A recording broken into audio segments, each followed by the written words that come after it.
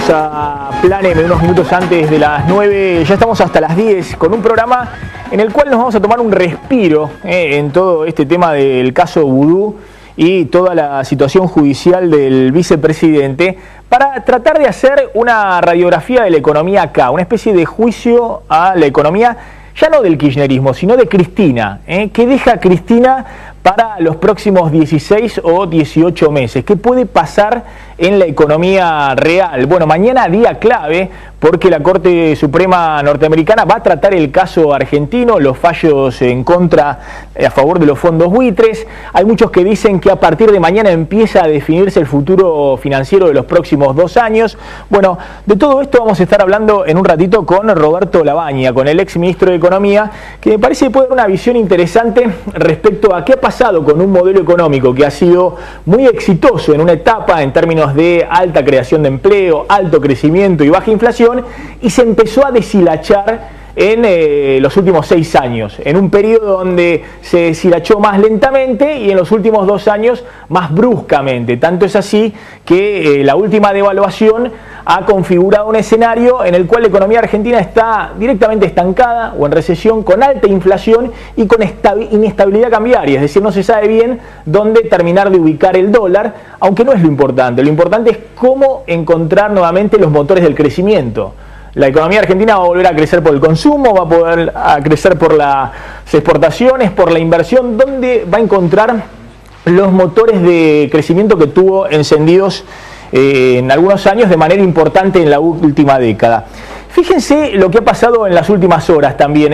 Daniel Scioli, que es hoy el candidato mejor posicionado del oficialismo, empieza a diferenciarse también desde el punto de vista económico de la Casa Rosada, el gobierno nacional. Esto no es nuevo en la historia argentina, en la democracia reciente. Hay distintas experiencias de un presidente o una presidenta que tienen a un candidato que empieza a marcar cierta distancia de la posición de la Casa Rosada cuando la economía ya no da los frutos que podía cosechar en otro tiempo. Y esto algunos sospechan que es lo que está haciendo Daniel Scioli. ¿Por qué? Se presentó el otro día con su equipo económico. Nosotros hemos presentado a estos economistas acá, el expresidente del Banco Central, Mario Blecher, un exfuncionario del FMI, y el consultor de la Citi y exfuncionario en la época de la Alianza, Miguel Bain. Dos hombres que son muy apreciados en el mercado, es decir, que tienen, si se quiere, muy buena factura o muy buena imagen en los mercados financieros. Y además, el ex secretario de Finanzas de Kirchner y también segundo de Lavagna en su momento, el economista Guillermo Nielsen. Es decir, un equipo económico que desde el punto de vista de hacia dónde va la economía, uno tiende a pensar que tiene planteos bastante diferentes a los que hoy tiene Axel Kicillof, el ministro de Economía de Cristina. Y miren los pronósticos que ha dado a conocer a través de su consultora Miguel Bain, el economista favorito de Scioli. Estos son los pronósticos para este año y para el año próximo. Es decir, Bain se saca la foto con Scioli y con Blecher hace 2 días y ayer hace circular entre sus clientes en la Citi Financiera estos pronósticos. Bain está imaginando pronósticos que no son para nada descabellados, es lo que opinan la mayoría de los economistas hoy en la Argentina. Es más, hasta podrían ser pronósticos optimistas, pero vistos desde la Casa Rosada son casi un desafío, una ofensa a lo que piensa el ministro de Economía, Axel Kicillof. ¿Qué dice Miguel Bain? Que este año la economía va a caer, va a tener una recesión del 1%, y es el tercer año consecutivo donde la economía viene flojita, 0% de crecimiento en el 2012, 3%, 2,5% el año pasado, gracias al boom de consumo de bienes durables, autos y electrodomésticos, con las tasas de interés pichicateando al consumo, inflación muy alta, tasa de interés baja y el dólar barato. Y este año caída del nivel de actividad del 1%, inflación del 32,5%, dice Miguel Bain, salarios por debajo, 4 puntos por debajo de la inflación, es decir, pérdida del poder adquisitivo de los salarios, y dentro de este factor, la pérdida del poder adquisitivo, por ejemplo, de los jubilados, 7 millones de jubilados, es mucho mayor que la de los asalariados en blanco. Y dólar de 9,25 en diciembre. Es decir, Bain está imaginando lo que imaginan muchos consultores de la Citi, que el gobierno inexorablemente con esta inflación del 32,5% no le alcanza la devaluación de enero pasado y que tiene que ir llevando lentamente el dólar hacia arriba. Reservas de 27.000 millones de dólares a fin de año. es decir, 1.800 millones de dólares por debajo del nivel actual de las reservas. Es decir, el Banco Central sigue perdiendo reservas. Pero fíjense lo que imagina el economista favorito de Scioli para el año próximo. El año próximo, un crecimiento muy modesto. La economía argentina, si crece 2-3%, es nada. Argentina tiene que crecer a tasas sostenibles del 5-6% durante muchos años para hacer el enganche con las economías desarrolladas que crecen a estas tasas. Porque si no, no nos alcanzamos nunca más. Inflación que sigue elevada, pero controlada en el 28%. Salarios que le pueden ganar un poquito a la inflación, que se recuperan un poquito. Y dólar a 11 pesos. Esto está imaginando Bain para el año que viene. Es decir, el gobierno que sigue con la política de devaluación.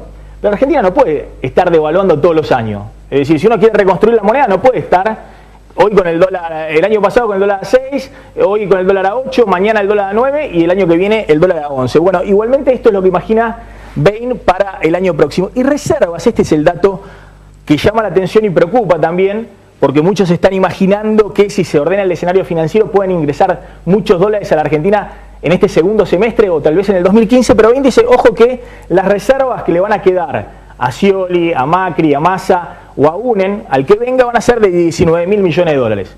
Es decir, este nivel de reservas es un nivel de reservas muy bajito en relación a la montaña de pesos que hay dando vuelta por la economía argentina. La economía argentina hoy tiene 400.000 millones de pesos dando vuelta y a este ritmo el año que viene va a tener 500.000 millones de pesos dando vuelta. Va a haber un nivel de reserva similar al que había en el año 2004 cuando había 50.000 millones de pesos dando vuelta en la economía. Y vos acordate, cuando hay muchos pesos dando vuelta en la economía y poquito dólar en el Banco Central, bueno, es difícil mantener la estabilidad de la moneda. Vamos a hablar con Roberto Labaña, juicio a la economía K. ¿Qué puede pasar en los próximos 16, 18 meses? ¿Qué le puede dejar en términos económicos Cristina al próximo gobierno?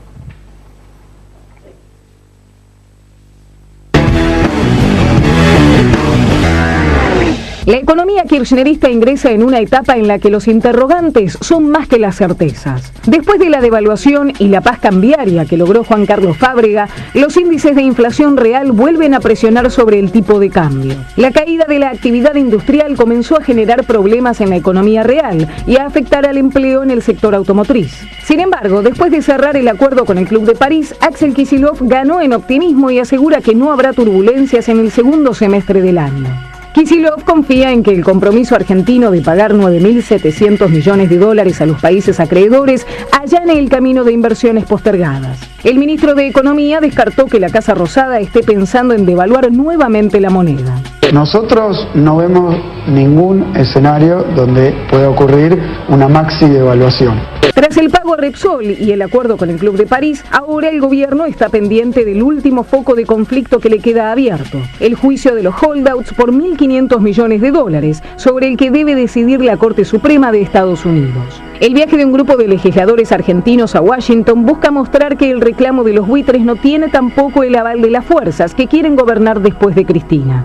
Yo creo que vamos a dejar, el kirchnerismo va a dejar una economía que comparado con 2003 es el día y la noche. ¿Cómo será la herencia que dejará la presidenta? ¿El próximo gobierno contará con una situación holgada para gobernar o llegará apretado por fuertes condicionamientos? Bien, ya estamos con el ex ministro de Economía, Roberto Labaña. Gracias por venir. Gracias por la invitación. Roberto, bueno, ¿qué escenario está imaginando? Mañana, muchos dicen, es un día clave.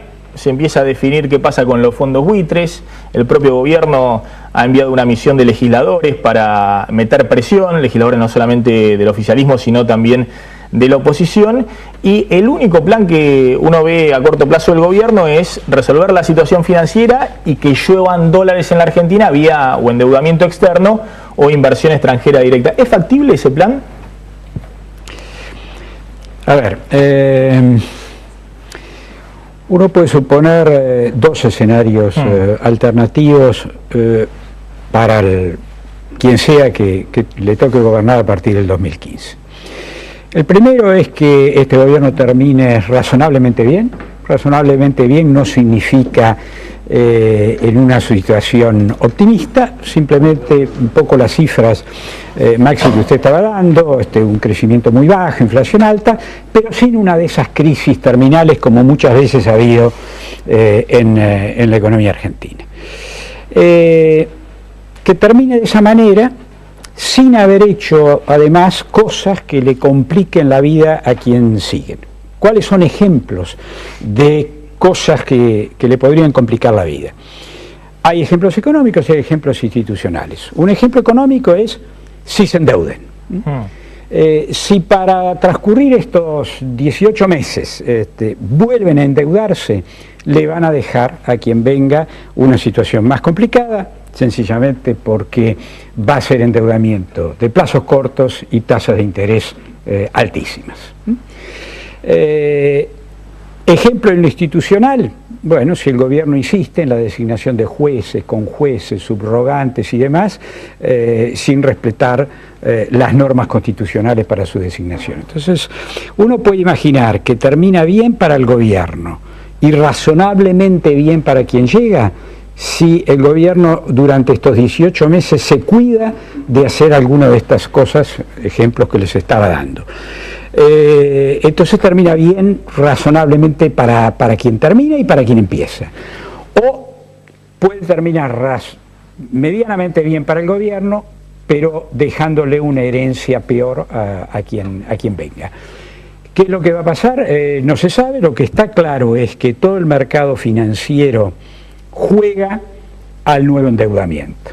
Y espero que eso no se produzca, espero que quienes no estamos en el gobierno seamos capaces, a través de los simples ciudadanos, como es mi caso, a quienes están en el Congreso, en fin, puedan poner límites a ese nuevo endeudamiento, porque ese nuevo endeudamiento no va a servir para nada, va a servir simplemente para ir tirando para adelante y le va a dejar un costo importante a quien venga. Así que sería bueno que el gobierno se autocontrole, y si no se autocontrola, es bueno que quienes no estamos en el gobierno seamos capaces de crear todos los límites como para que eso no se produzca. Ahora hablamos del nuevo endeudamiento, ¿no? Pero mañana cambia algo con la Corte Suprema de Justicia norteamericana, no se sabe.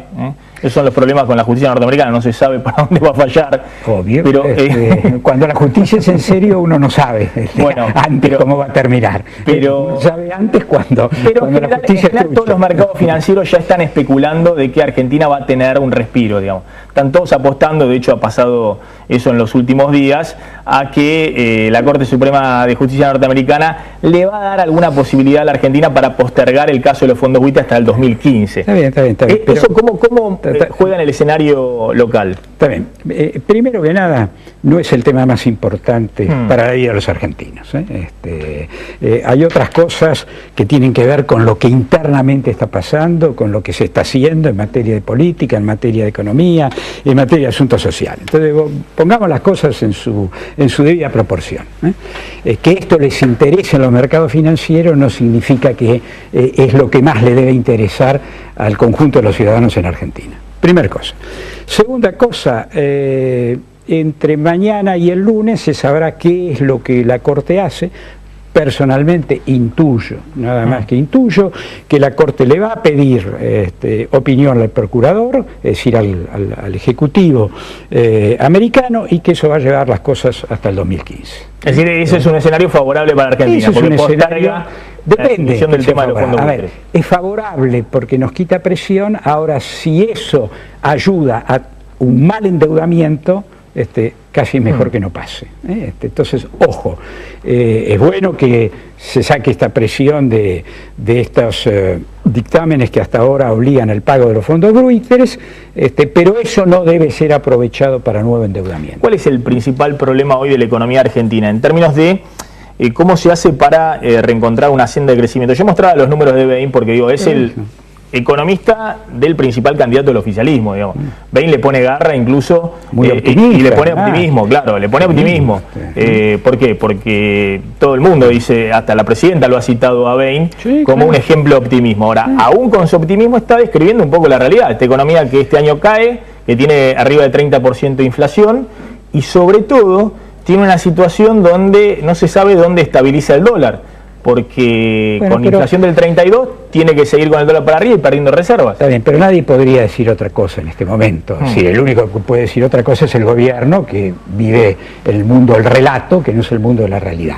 Ningún economista en serio podría hoy decir otra cosa porque los datos están ahí.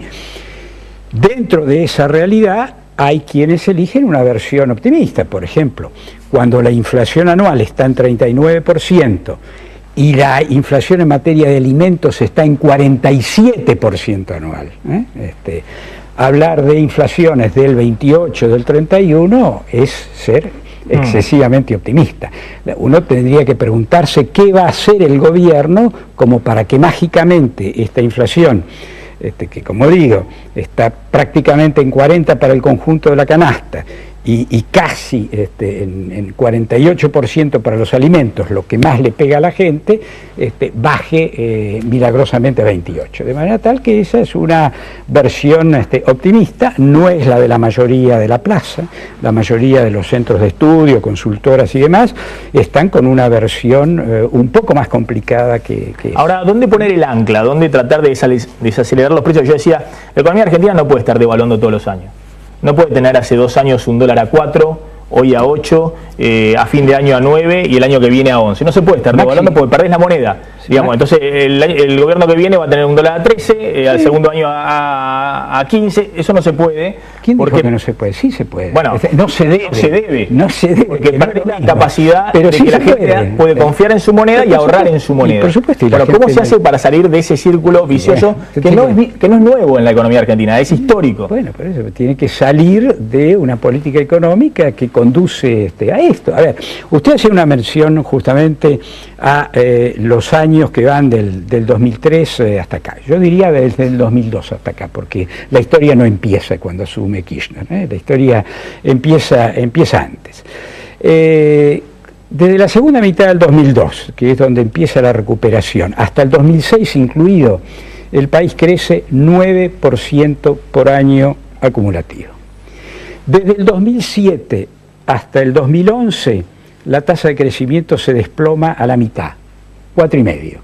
Todavía uno puede decir, bueno, 4,5 de crecimiento, lo acepto, pero es un escalón muy bajo. Y desde el 2012 hasta ahora, en el mejor de los casos está en el 1%. ¿Sí? Ni siquiera cubre el crecimiento de la población. De manera tal que cuando algún funcionario, y el otro día escuchaba uno, hablaba de un promedio en el periodo del 6%, en realidad está mirando la foto sepia del pasado. Claro, está contando algo del pasado. Ese diagnóstico hoy es indiscutido, digamos. Para mí es perder tiempo entrar a discutir si la economía argentina está creciendo, si va a... Es un diagnóstico de estancamiento con alta inflación evidente en los últimos años. Y en todo caso, el año pasado hubo un boom del consumo porque pusiste las tasas de interés al 12, la inflación al 28 y el dólar al 32. Entonces todo el mundo se tiraba de palomita a comprar electrodomésticos, autos porque eran muy baratos. Y así se fueron las reservas. Así se fueron las reservas porque era comprar bienes intensivos. Esto es lo que Bain, el economista de Cielo, llamó el macrocidio. Terminaste de darle la puntada final al modelo. Ahora, para adelante, ¿quién tiene la receta o la fórmula para reconstruir las bases de un modelo económico que en algún momento fue exitoso? Mire, cuando uno va para atrás en Argentina puede encontrar todos los errores que cada tanto se repiten, pero también puede encontrar algunos momentos donde las cosas fueron distintas y los resultados fueron distintos. A ver, ¿qué pasó para haber pasado de 9% de crecimiento a 1% de crecimiento? Con el agravante de que en los últimos 6 años, 7, 3 años fueron negativos. Si no hubo crecimiento, hubo decrecimiento. 2009, 2012 y este año 2014, que también va a ser negativo. 2009, de todas maneras, crisis financiera internacional. Los últimos 2 o 3 años, crisis propia. Sí y no, pero también es propia la del 2009. Y le digo por qué. Porque el conjunto de los países de América Latina tuvieron un cierto impacto, un cierto bajón, estuvieron muy cerca del 0%. Brasil un poquito negativo, Perú y Uruguay positivos. Los únicos 2 países que recibieron un golpazo con una caída, en un caso del 5% y en el otro caso del 4%, fueron México y Argentina. Entonces no es todo la culpa de la crisis internacional. porque si los otros pudieron hacer cero, o algo positivo, también nosotros podríamos haber hecho cero. El resto es interno, así que las tres crisis tienen un componente interno importante. Ahora, ¿qué pasó para haber cambiado el 9 al 1? Bueno, se perdió el superávit fiscal, se perdió el superávit en la caja en dólares, que es la cuenta corriente, el balance de pagos,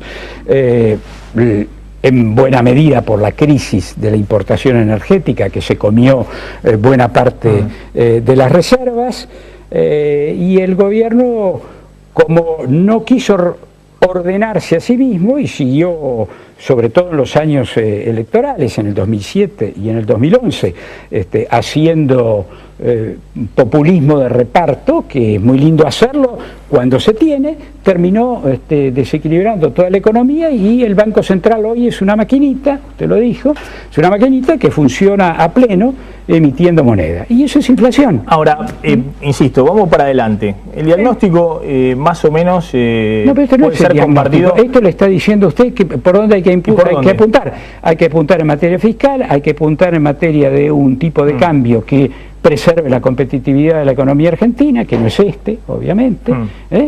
Hay que apuntar al tema del atractivo a la inversión. La inversión desde el 2006 en adelante nunca pasó en promedio del 15%, cuando para crecer en serio Argentina necesita que todos los años la inversión crezca como mínimo 20%, como venía ocurriendo. Ahora, bueno, ¿por qué van a crecer si el gobierno aumentó el intervencionismo en la economía, si el gobierno no controló algunos factores de desorden social que hacen perder productividad, si subió la presión fiscal 10 puntos entre el año 2006 y ahora, la presión fiscal anual equivale a más de 30.000 millones de dólares, se pagan en pesos, pero fueron dólares que salieron del bolsillo de toda la sociedad para sostener el desorden oficial. Ahora, entonces, ¿por dónde se comienza a reordenar algunas cuentas de la economía? Cristina tiene un margen muy acotado. No, pero no se comienza no se comienza por las cuentas, se comienza por el diagnóstico. Está bien, pero bueno, que reconocer la realidad. Supongamos si usted ni siquiera reconoce la realidad, no va a encontrar. Olvidémonos entonces del gobierno de los próximos 16 meses, porque además el gobierno tiene un escenario político muy acotado. Está en medio de una campaña electoral que ya se ha lanzado de manera feroz. Y si el gobierno, por ejemplo, quisiera empezar a achicar la cuenta de los subsidios económicos, que son 5 puntos del PBI, son 130.000, 150.000 millones de pesos, que es exactamente lo que emite el Banco Central y lo que le implica el déficit y la presión sobre el dólar, por ejemplo, o la pérdida de reservas. Si quisiera hacer eso, es muy difícil que un gobierno que está en el último periodo de su mandato, en medio de una pelea electoral, lo pueda hacer. ¿Qué se quiere suceder a sí mismo el gobierno? No, digo... Si quiere suceder a sí mismo, debió haber hecho las cosas de una manera distinta. Está bien, pero miramos para adelante. Supongamos que Cristina no lo hace. Por ejemplo, Cristina tendría que aumentar por 8 o por 10 las tarifas de gas y de luz en Capital y Gran Buenos Aires. No. Y para recortar esos subsidios no, porque pareciera ser que los subsidios son el único lugar por donde se malusan los fondos del Estado. Hay otras áreas. El sobrecosto en la obra pública. Está bien, bueno, no, claro, si no es fácil. Otra vez sobre el ciudadano, no. Ahora hay que ir sobre los sectores que han sido favorecidos, los capitalistas amigos del gobierno, que de un lado, del otro, aerolíneas, obra pública, el fútbol, la publicidad, cuyo presupuesto es 5 veces lo que se dedica al control del narcotráfico, por ejemplo. Es decir, hay otros enormes bolsones de recursos que permiten no golpear íntegramente y todo sobre el ciudadano. Ahora, y mucho menos para usted sabe que en términos de magnitud, es decir, la corrupción es un tema grave y obviamente hay que atacarlo no solamente por una cuestión económica, sino por un principio ético fundamental. Ahora, en términos económicos, lo que todos miran y dicen, bueno, ¿dónde podemos recortar? Las jubilaciones no solamente no hay que tocarlas, sino que hay que aumentarlas, porque vienen atrás de la inflación. Los salarios públicos no son relevantes en términos de gasto público, es más, también habría que aumentarlo porque corren atrás de la inflación. Es decir, la obra pública está en su mínimo este año, es el 1% del PBI. Es decir, el único sector es subsidios económicos. No se plantea así. ¿Recortar eso? El gobierno acaba de hacer un ajuste en materia de gas, ¿no? Anunció de aumento de tarifa. De tarifa de gas. ¿Cuánto daba eso en términos de impacto? Bueno, calcularon alrededor de 7, 8 mil millones de pesos. Bueno, esos 7, 8 mil millones de pesos usted los saca con toda comodidad del sobrecosto de la obra pública. Así que, fíjese, es así, entonces no simplifique. Usted dice que el que llegue no va a tener que hacer nada más que no dije nada. Terminar con la corrupción. No, espere. No me haga decir lo que no dije. No me haga decir lo que no dije. Dije, va a tener que operar con mucho cuidado sobre un presupuesto que es enorme, que ha crecido espectacularmente, 10 puntos más de presión fiscal, por ejemplo.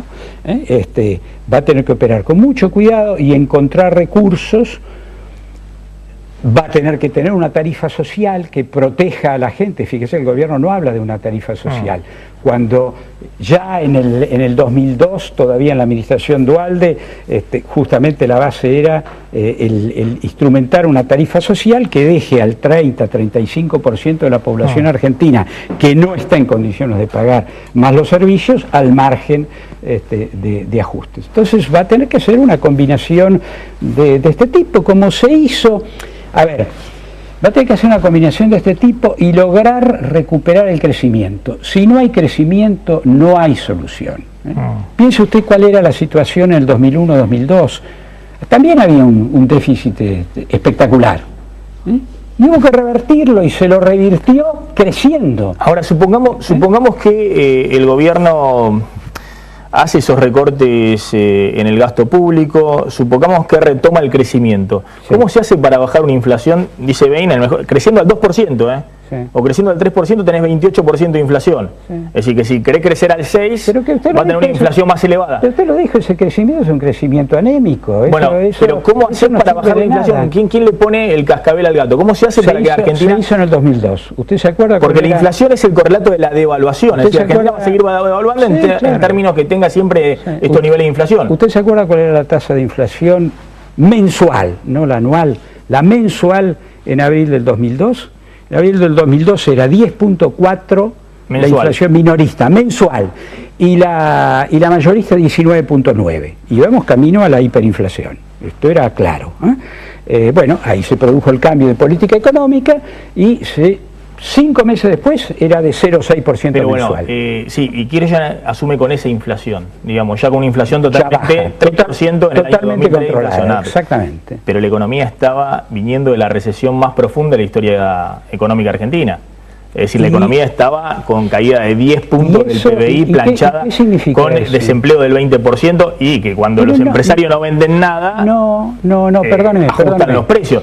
Ahora estamos en una situación de empleo todavía elevado, es decir, se protege puestos de trabajo, y la economía está estancada o en una recesión suave, digamos, no estamos en la recesión del 2001. A ver,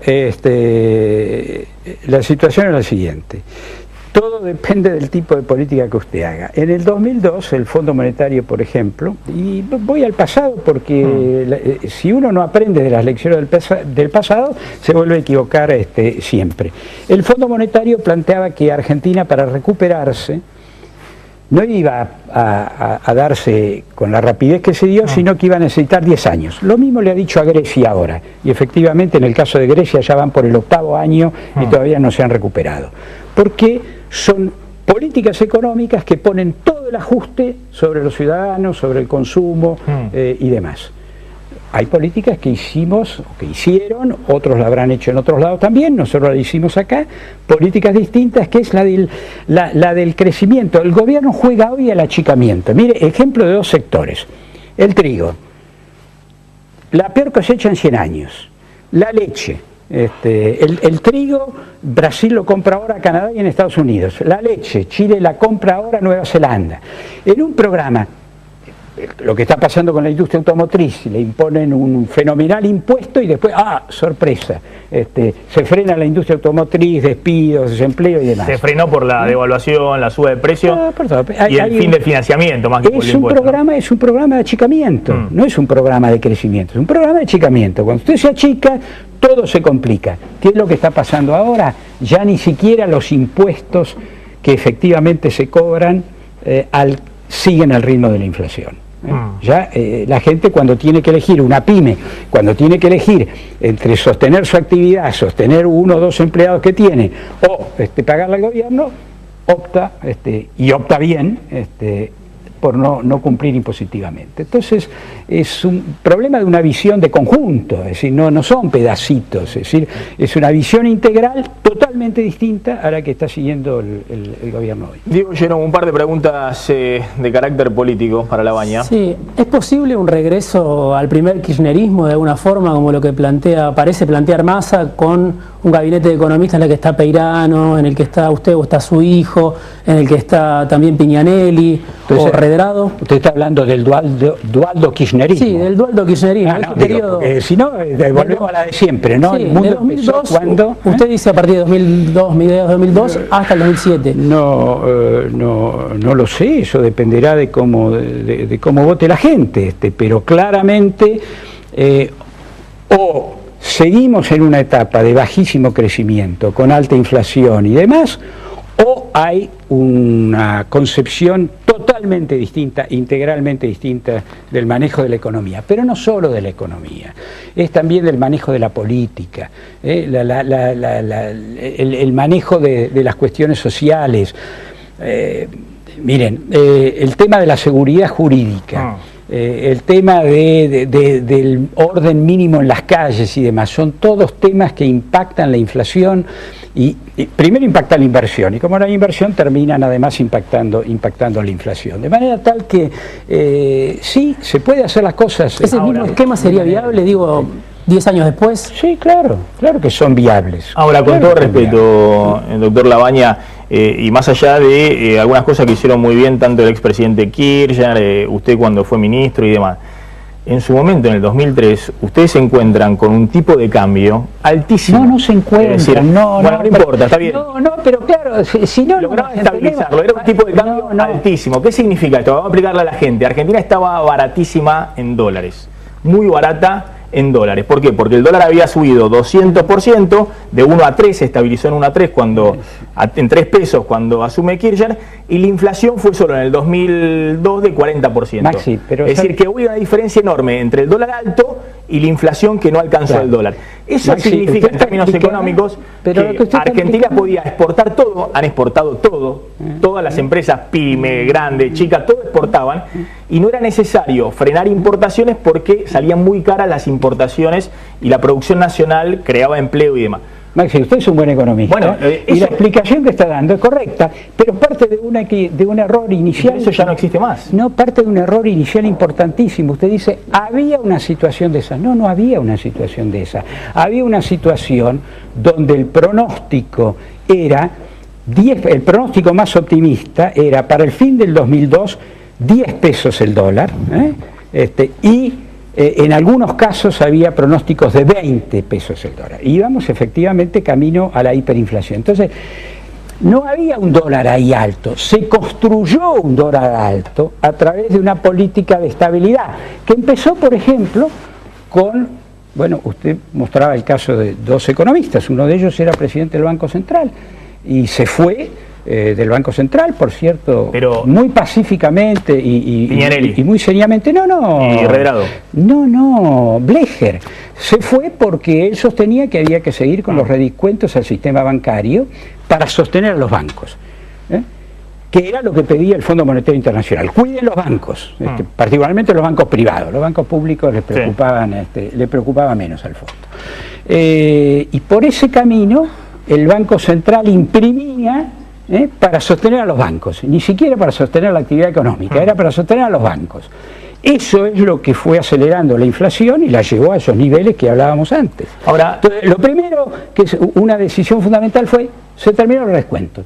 Los bancos se salvan por sí mismos o no se salvan. Entonces, no es que había un dólar alto y precios bajos. Eso se construyó a partir de una política económica. Está bien, simplemente, lo que hay que volver a hacer es eso, es volver a construir eso. ¿Cómo hace para construir un dólar alto y precio bajo cuando tenemos una inflación muy alta y un dólar que se fue devaluando, pero no en una maxi devaluación como ocurrió en el 2001? Y nadie quiere una maxi devaluación como en el 2001. Lo mismo que porque pasaba sería en el 2002. Muy disruptivo para la Argentina. Es lo mismo que pasaba en el 2002. La misma exactamente. Usted dice que se puede reconstruir una economía nacional fuerte. Bueno, que si no se reconstruye una situación de esa naturaleza, el país no va a crecer. Es muy sencillo. ¿Sí? ¿Por qué van a venir a invertir a Argentina con problemas de competitividad por el tipo de cambio? Pero no solo por el tipo de cambio, por problemas de ineficiencia interna que van a quedar muy claras, problemas de energía, problemas de rutas, etcétera, etcétera. Cuando en el mundo hay un montón de países, la velocidad con que fluye el capital, el de afuera y el de adentro, porque generalmente se habla de si viene o no viene el de afuera. No, lo primero que hay que hacer es que no se vaya el de adentro, pero que no se vaya no poniéndole restricciones, sino generando la atracción para que se quiera invertir en el país. ¿Te das cuenta? Roberto Labaña, gracias por haber estado esta noche en Plan M. Vamos volando una tanda de un minutito y cuando volvamos seguimos con el juicio de la economía acá. ¿Qué puede pasar en los próximos meses en términos de inflación, crecimiento, empleo? Vamos a hablar con un economista del PRO, una economista del kirchnerismo y también una técnica del INDEC que cuenta cuáles son para ellos los verdaderos números de pobreza.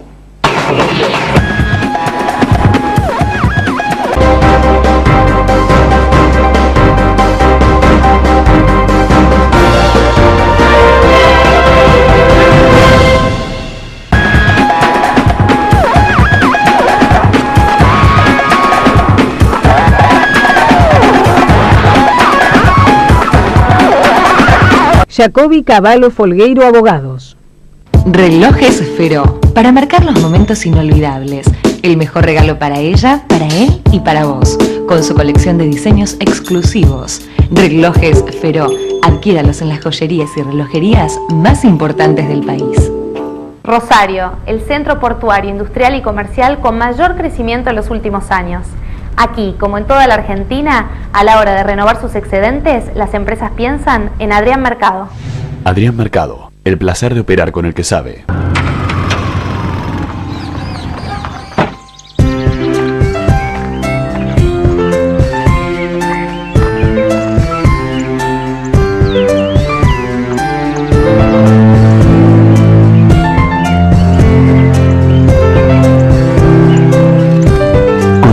Y Somiers, Luna del Sur. Hace valer tu derecho a la excelencia. Universidad Metropolitana para la Educación y el Trabajo. Ya está abierta la inscripción. Infórmate llamando al 0800 222 UMED en www.umed.edu.ar o acercándote a Sarmiento 2037. UMED. Tu derecho a la excelencia.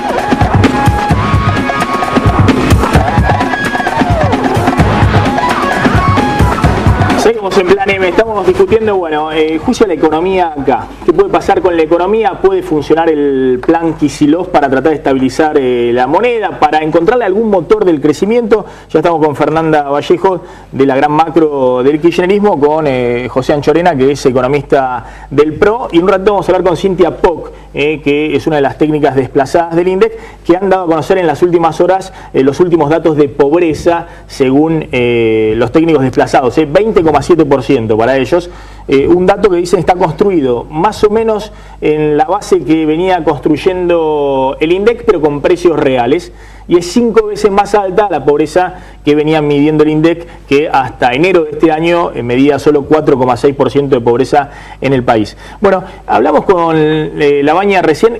¿Cómo se hace para que esta economía vuelva a crecer? En un escenario que yo mostraba los números de Miguel Bain, digamos, el economista de Scioli, que es el más optimista de los consultores económicos, y dice, mira, acá hay recesión con 32% de inflación y una situación donde, la economía está ahí, estancada en los últimos años.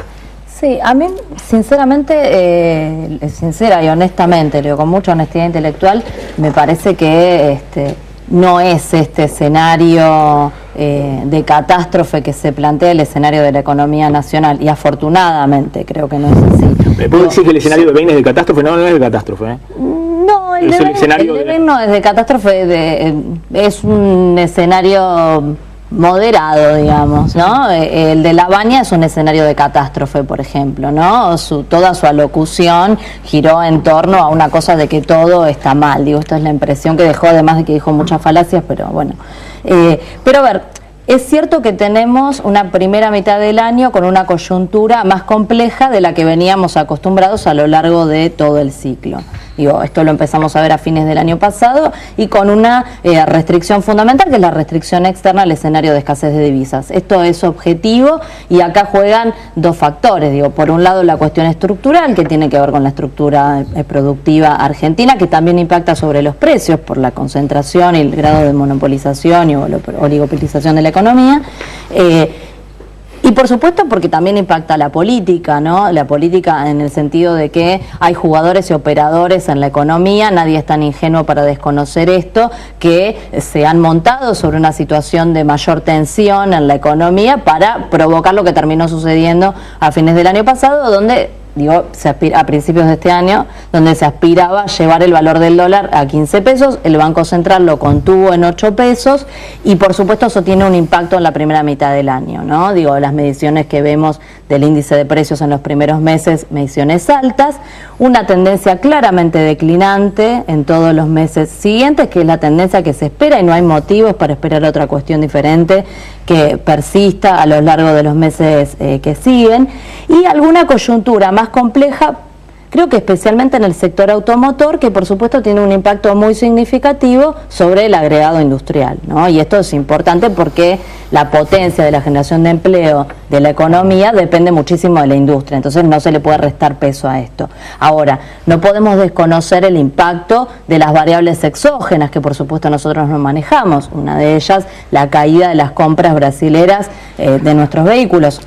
Acá hay que apuntar, no se dice que se ha alcanzado un acuerdo para el sector automotor que busca justamente recomponer el comercio bilateral entre Brasil y la Argentina, y esto me parece que es una señal muy positiva que va a permitir la recuperación del sector y la preservación de las fuentes de trabajo con una tasa de desocupación maxi de 7% en la Argentina hoy, ¿no? Cuando Kicillof dice estamos en otro mundo, claramente estamos en otro mundo, con una brecha de desigualdad de 14 veces cuando era del 32. Mirando para adelante, pues el diagnóstico más o menos, toda la gente lo tiene en claro, los economistas más o menos, tomemos el de Bain, que es el economista del oficialismo, dice 32 de inflación, sí, menos 1 de la producción. No, el economista del oficialismo es el ministro de Economía. Está bien, ¿no? Pero a ver... si uno mira la tendencia y no parece que la inflación fuera a llegar a más allá del 28% a fin de año, con la tendencia que se está observando hoy. Pero bueno, a Bain le da un poco más. Ahora, ¿cuál es el nuevo motor del crecimiento? Mirando hacia adelante, ¿cómo se hace para...? Por 28% de inflación, si vos tenés todos los años 28% de inflación, o 30%... Tenés que bajarla. Pero bueno, la inflación... Es la misma historia de siempre, ¿te puedo interrumpir un segundo? Déjame cerrar así, dale. Redondemos todo. La inflación, como decía antes, claramente viene en una tendencia declinante, ¿sí? Se han dado, me parece que se han dado algunos sucesos en materia económica y política importantes que también hablan de varias cosas. Se ha acordado con el Club de París, esto que decía La Baña, que las inversiones no van a venir, por supuesto es falso. De hecho, la semana pasada, por ejemplo, ya los empresarios japoneses anunciaban la expansión de la inversión destinada a la Argentina. La Argentina está yendo al BRICS, esto también es una puerta importante que se abre, estratégica en materia económica y política. Estamos hablando de las economías emergentes más importantes del mundo, no es un moco de pavo, como se dice en la calle. Hay que sumar el Fondo de Desarrollo que el BRICS aprobó en marzo, que también es un elemento interesante que hay que ponerlo en consideración, sumado a todas las inversiones que están ya viniendo o en vías de instalarse en la Argentina. Materia hidrocarburífera, estamos parados, Maxi, esto para poner la perspectiva para adelante, como decís, parados sobre la tercera plataforma mundial en materia de hidrocarburos, proyectándonos como terceros exportadores de potasio, con una enorme potencialidad en materia nuclear, que el otro día se hizo la primera prueba de Atucha 2, algo algo que lo creíamos impensable cuando este ciclo político comenzó, ¿no? Ahora vamos a dejarlo a José Anchorena. Un dato más para cerrar, digo, y quiero ponerlo también en comparación con el mundo, digo, porque cuando hoy nosotros tenemos 7% de desocupación, en Europa los niveles de desocupación están en todos los países en 2 dígitos. Es interesante porque me parece que un poco remitiendo también a la charla nosotros anterior. tenemos en el nicho de los jóvenes, que es donde más impacta la desocupación, 18 puntos. España tiene 50 y pico. Es muy interesante este planteo, por eso ahora lo voy a escuchar a José Anchorena. Hay 24% de pobreza, ya que hablan de pobreza en Europa. El 49% de la población mundial no accede a cobertura. Fernanda, pero bueno, es muy interesante porque está bien, tal vez es un poco el planteo de lo que discutíamos antes.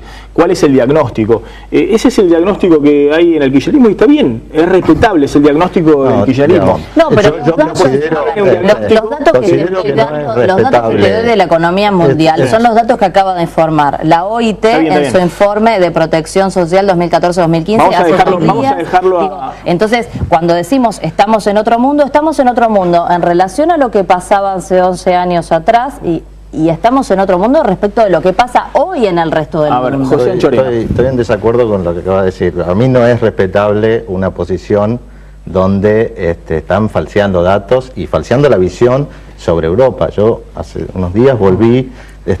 bueno, la OIT, entonces la OIT está falseando los datos. Cosas básicas. José, las cosas básicas son el trabajo. La realidad del exterior está falseando la realidad argentina. No te voy a permitir que mientas. No me permitas. No te voy a decir. Disculpame, pero no le puedo permitir que mientas. No puedo convalidar que mientas. Estamos hablando del informe que acaba de emitir la Organización Internacional del Trabajo hace unos días, contra la opinión de un señor que lo quiere desmentir porque dice que fue a pasear en tren por Europa. Seamos mínimamente serios. Presentame datos y debatimos. No me vengas a decir que falseo porque te estoy hablando de un informe de la OIT. Disculpame una cosa, Fernanda, porque si no es muy irrespetuoso. No, es irrespetuoso, digo, es una irresponsabilidad intelectual que lo convalide. Claro, a ver, esto no es Intratables, ¿ok? Este no es un programa de espectáculos, o sea que tratemos de hablar cada uno. Precisamente. Ya quedó clara tu posición. Tu posición quedó clara, ¿ok? Yo tengo una posición un poco distinta. Yo más bien coincido bastante y me preocupa mucho la situación de la Argentina en este momento. Me preocupaba hace 4 años, yo vengo acá hace 2 o 3 años ya invitado, y la verdad que yo estaba diciendo lo mismo. Yo, por ejemplo, en 2011 predije que venían 4 años de crecimiento cero. ¿Y qué utilicé para hacer esas predicciones? 20 años de estudios económicos. Y dije, van a venir 4 años de crecimiento cero porque cuando vos agotás tu política monetaria, agotás tu política fiscal, estás creciendo, estás teniendo una inflación de cerca de 25-30%, que se viene acelerando, de a poquito, pero se viene acelerando, de repente cae la inversión, y eso es conocido en muchísimos casos, y empieza a caer el empleo y empieza a caer también el salario real. Y eso justamente porque consideramos que el mercado interno es muy importante y que los salarios son muy importantes para generar crecimiento de la economía. Si empieza a caer el salario real, se empieza a frenar la economía. Dijimos en 2011 eso, obviamente tenía un grado de error, en economía no es una ciencia exacta, pero dijimos 0% en los próximos 4 años. ¿Qué tuvimos en los siguientes 3 años? Falta 2015, digamos, y un poco de 2014, pero ya se vislumbra. Es 0% en el 2012, 2,5% en el 2013 y menos 1, menos 2 en este año. Eso es prácticamente 0 o 1, como dijo, 3%, como dijo Labaña. Eso es muy negativo para la economía, pero es negativo no solamente que uno habla de una cosa abstracta que se llama crecimiento, es negativo para el empleo, para el bienestar general, es negativo para el Estado que no puede financiar sus cosas, es negativo para las provincias, para los estados provinciales, y por eso está habiendo todos estos conflictos y en parte por eso varios gobernadores están abriendo, en parte uno lo que ve cuando Scioli se presenta como algo distinto, dice esto evidentemente no va más.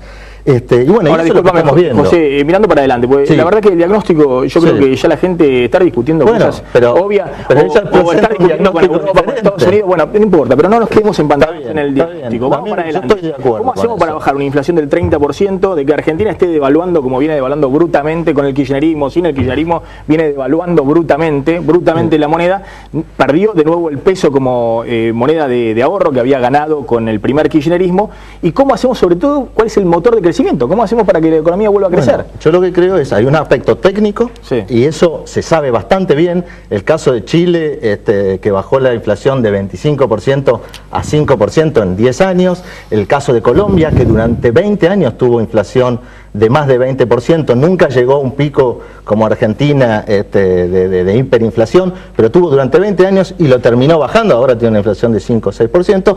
El caso de Israel, en los años 80 bajó la inflación y todo eso no implicó una caída de la producción. Por lo contrario, la confianza que genera en una sociedad saber que lo que cobrás vos podés pagar cosas con eso, lleva a mayor producción y mayor productividad. O sea que yo no creo que ¿Y cómo bajar la inflación? Lo primero que tenés que hacer, y eso es bien conocido, es el Banco Central. Vos dominás la inflación con el Banco Central. Eso es absoluto. Entonces, una de las primeras cosas que vos tenés que decir es: esto de precios cuidados es ridículo. Le cambian los nombres, antes se llamaba congelados, ahora es cuidado, pero la verdad es que va en contra de toda teoría y de toda noción de algo que funciona, efectivamente. No hubo un solo caso tal vez te baja la inflación, como pasó por ejemplo el año pasado, durante 3 meses te bajaba un poquito y después se te dispara de vuelta, que es lo que ha pasado este año. Pero en el mediano plazo vos lo que tenés que hacer es tener una buena política monetaria. Y eso aparece en cualquier manual, pero no un manual muy avanzado, muy sofisticado. Cualquier manual de teoría monetaria te dice 101, te dice cómo trabajar, cómo hacer para bajar la inflación. ¿Y quién es? ¿Cómo? Y de 300 países. ¿Cómo, José? O sea, ¿cómo? El instrumento con el Banco Central, pero no emitiendo la cantidad de billetes que está emitiendo el gobierno. Justamente, vos hoy lo comentaste, le está dando el Banco Central al gobierno un montón de billetes nuevos, es decir, papelitos, digamos, para financiar su desequilibrio fiscal. Pero los precios suben, entonces, ¿qué pasa si dejas de tenés que ser tan creíble que... No, es así. El gran problema que tienen ustedes es de credibilidad. Por eso sale Axel Kicillof a tratar de ganar un poquito de credibilidad. El problema, estabas diciendo recién, es el gasto. ¿Y a dónde recortás? Bueno, ese es un gran problema que tenemos todos los argentinos y que lo crearon ustedes, para empezar. Pero es un problema. Es un problema, eso yo no lo voy a negar. Los desequilibrios fiscales macroeconómicos. El último dato, que es el de marzo, hay superávit primario. Pero dale, vos que querés recortar, ¿a dónde recortarías? Bueno, yo primero lo que creo es que hay un despilfarro muy grande. Porque nosotros lo que creamos fue la UAH, ya lo dijo acá, por eso yo digo que coincido bastante con Roberto. Se está universalizando. Déjame terminar. Ya coincido bastante con Roberto. De obra pública. Yo coincido bastante con Roberto que hay ineficiencias en todo el sistema. Vos tenés 800.000 millones de pesos por lo menos que está gastando el gobierno nacional, y gran parte de eso puede ser un gasto mucho mejor, mucho más eficiente, y creo que por ahí va la cuestión. Es una cuestión de cantidad. Vos estás diciendo que hay que recortar el volumen. Es una cuestión de gestión. Disculpen un segundo. Gestión, que es el gran problema que tienen ustedes, no saben gestionar. Disculpen un segundo. A ver, está Cintia Poc, que es exdirectora de la EPH, del INDEC, la encuesta permanente de hogares. Gracias por venir, Cintia. Bueno, dieron a conocer los ex técnicos del INDEC cuál es la medición de la pobreza para ustedes en Argentina, cuál es la pobreza real, entre comillas. Ocurre esto insólito, que el gobierno dejó de publicar los números de pobreza, único país en Latinoamérica que no publica pobreza. Exacto. Bueno, como ustedes saben, a través de la comisión técnica de nuestras organizaciones gremiales, a través de las cuales hemos canalizado la lucha por la recuperación del INDEC, después de la irrupción de la intervención, con la manipulación del IPC primero, con la pobreza después, y después con todo el sistema. Una de las formas de lucha que adoptamos es la comisión técnica que elabora informes tratando de estimar, constituir los datos estadísticos faltantes o desvirtuados. Entonces hoy dimos a conocer un informe sobre la situación actual de la pobreza, tratando de hacer estimaciones con los recursos posibles existentes. Hicimos 3 grupos de información, uno que tiene que ver con estimar cuánto hubiera sido el dato que no publicó la intervención del INDEC sobre pobreza del último semestre del 2013, dato que se justificó, el jefe de gabinete salió a decir que por una cuestión de empalme no podía. Sí, está bien, ya lo sabemos. No hablemos. Entonces, ¿cuánto le dio eso? Le dio un número del 20,7% de la pobreza. No, esa estimación de lo que hubiera dado con las canastas que llamamos manipuladas y los ingresos oficiales del INDEC, el dato oficial hubiera sido pobreza 3,6. Bueno, es decir, por eso dejaron de publicar, por una cuestión absurda. Espero que por vergüenza. Está bien. Ahora con los precios reales. Con los precios corregidos. El último dato ya era vergonzoso, era 4,6% en enero publicaron ese dato.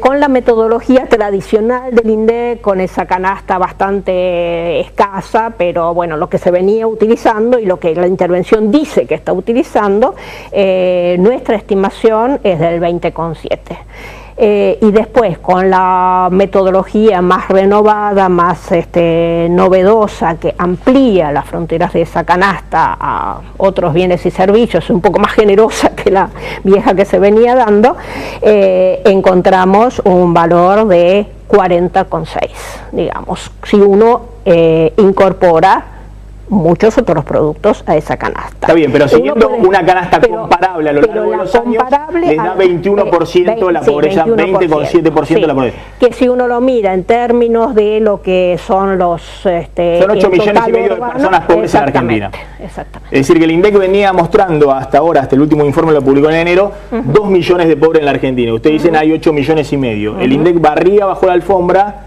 6,5 millones de pobres.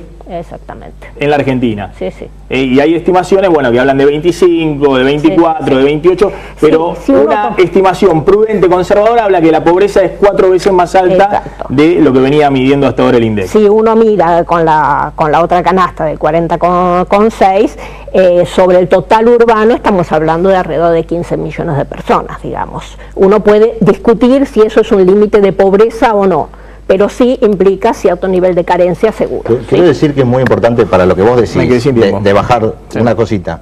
Esto es muy importante porque vos tenés que ser sincero con las cifras. El momento está bien, vamos a discutir. Son cosas absurdas, ya volví a discutir por qué no sinceran las cifras, no quiero volver a discutir esas cosas. No, pero déjame decirte una cosita. El momento en que el spread de tasas se empieza a despegar muy fuertemente y cada vez es más caro financiarse para Argentina, es cuando interviene en el INDEC. O sea que eso es fundamental para bajar la inflación, para todo es fundamental ser honesto, si no, no tenemos país. Gracias a los 3 por haber estado esta noche en Plan M. Vamos volando una tanda y volvemos, no se vayan.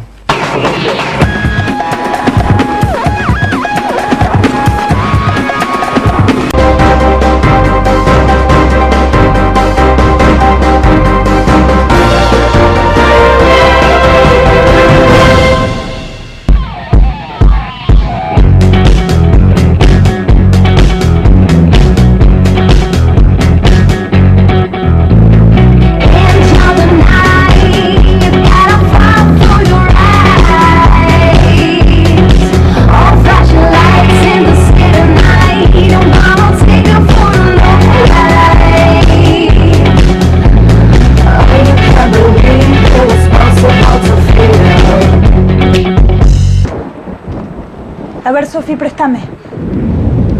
¿Cómo hace?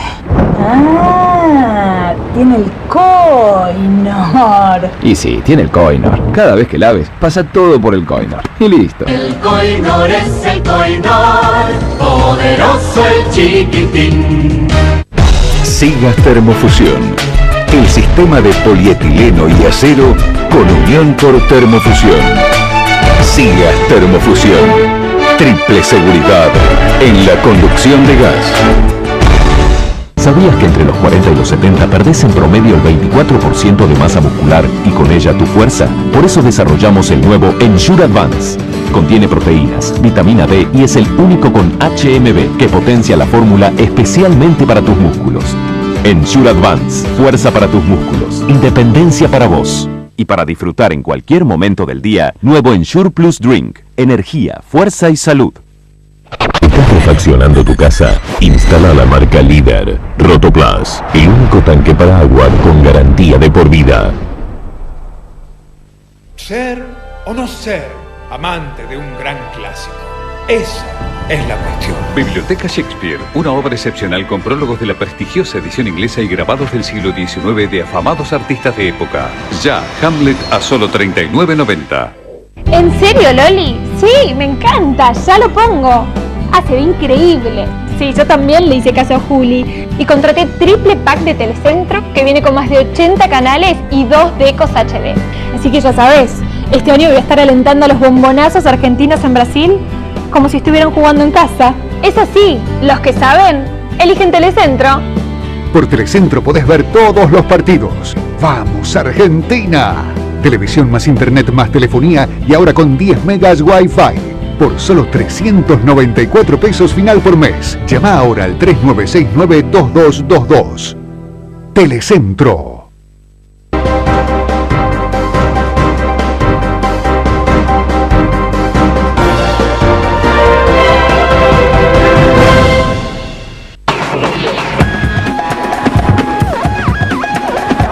Estamos despidiendo, quédense en Canal 26, ya llegan Eduardo Serenellini y Clara Mariño con A Fuego Lento. Nosotros nos reencontramos mañana, como siempre, aquí a las 9 de la noche con Plan M. Chao, pásenla bien.